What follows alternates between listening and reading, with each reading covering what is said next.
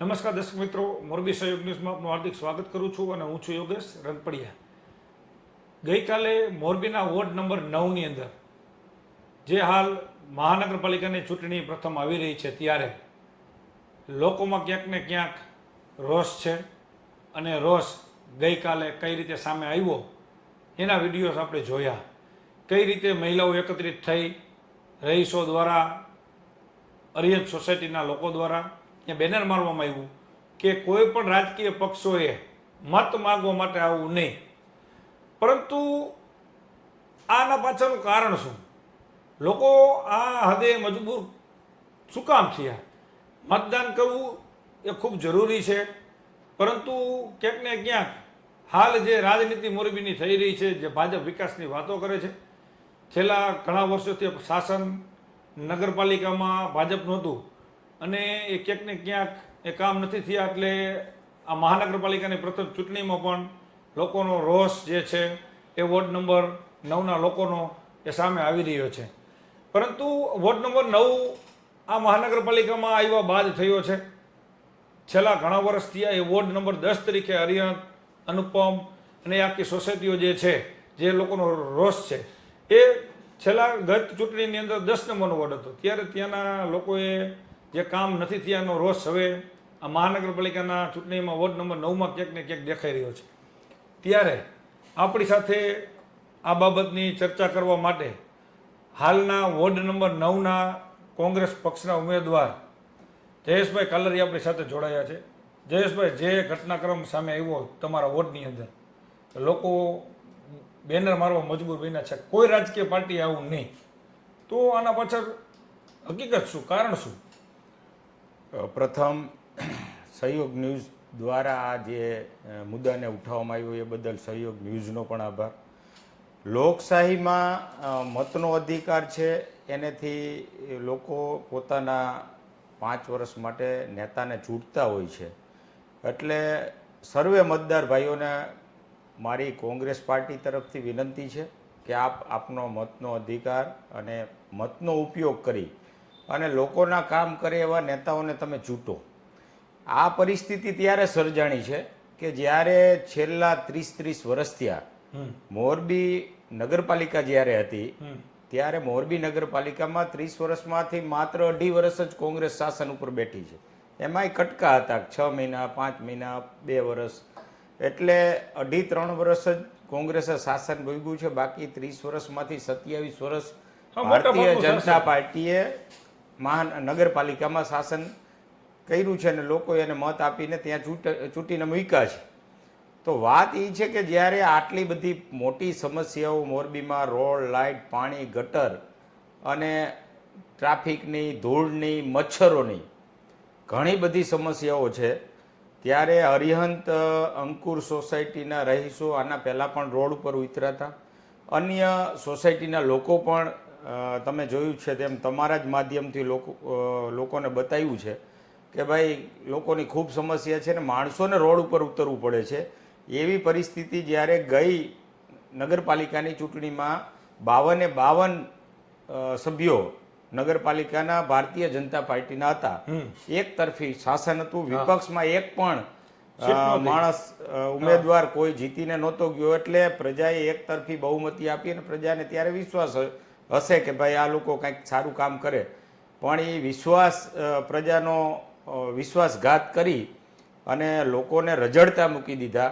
ત્યારે હાલની પરિસ્થિતિએ મોરબીની એટલી બધી બદતર પરિસ્થિતિ છે, જે તમે બધા જ પત્રકારો મોરબીના પ્રશ્નો ઉઠાવતા હોય છે. એટલે આપનો સર્વનો આભાર કે જ્યારે આ પરિસ્થિતિ મોરબીની છે ત્યારે મોરબીના માણસોએ આગળ આવીને મતદાન કરવું જોઈએ અને મતના અધિકારથી સારા ઉમેદવારોને ચૂંટવા જોઈએ કે જે ખરેખર 5 વર્ષ માટે લોકોના પ્રશ્નો માટે લડે, લોકોની જરૂરિયાતો માટે પોતાની જેટલી થાય એટલી મહેનત કરે.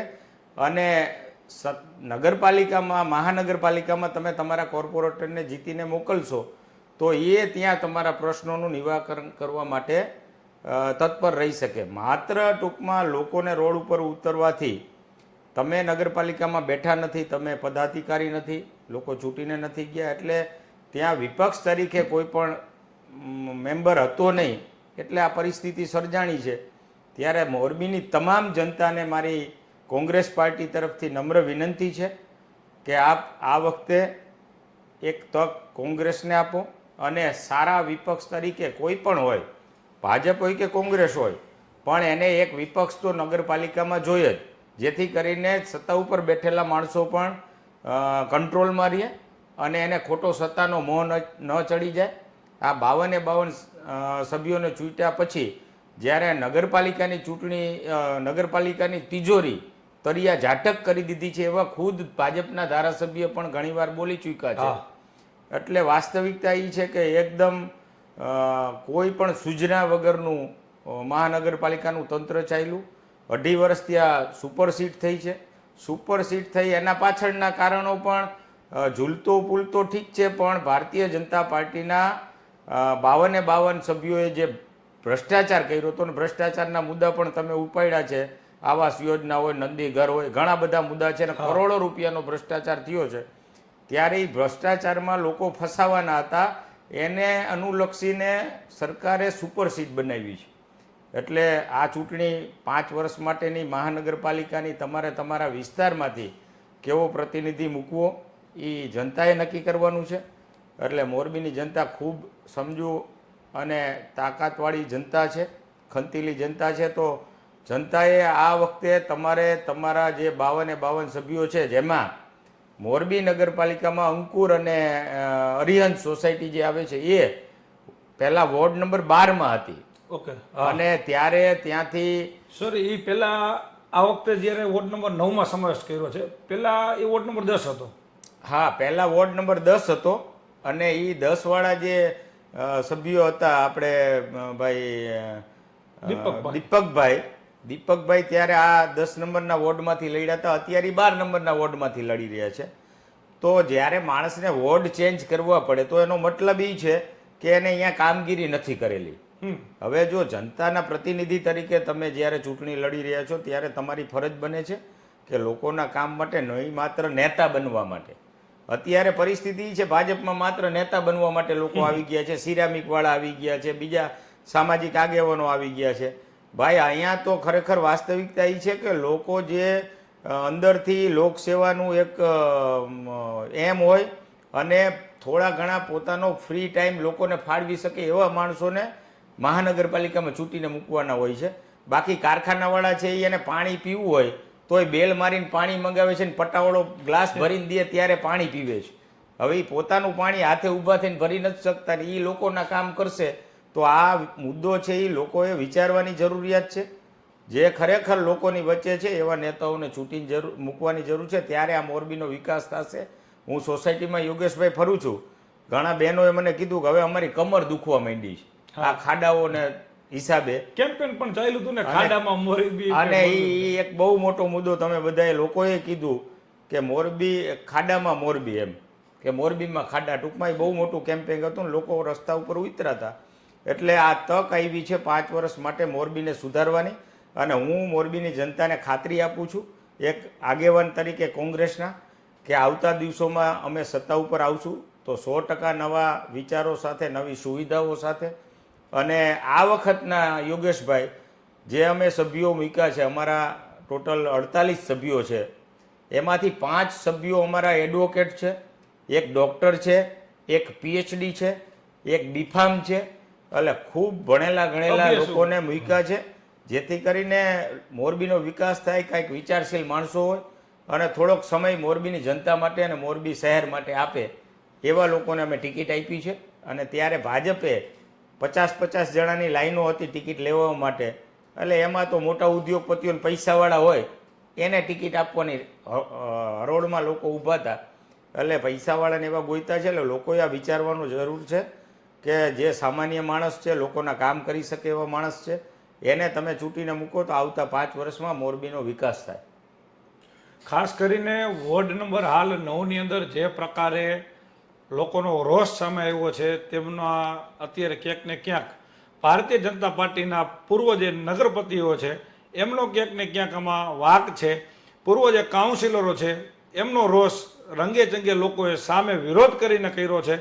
ઢોલ નગારા સાથે વિરોધ કર્યો છે, રોડ ઉપર ચક્કા જામ કરીને કર્યો છે.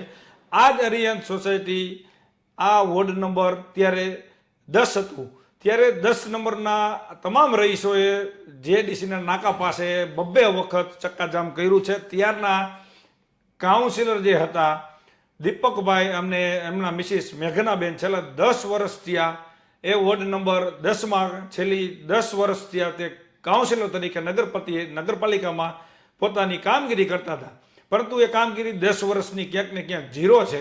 એ વાત અત્યારે સાબિત થઈ રહી છે, એ ચોક્કસ છે.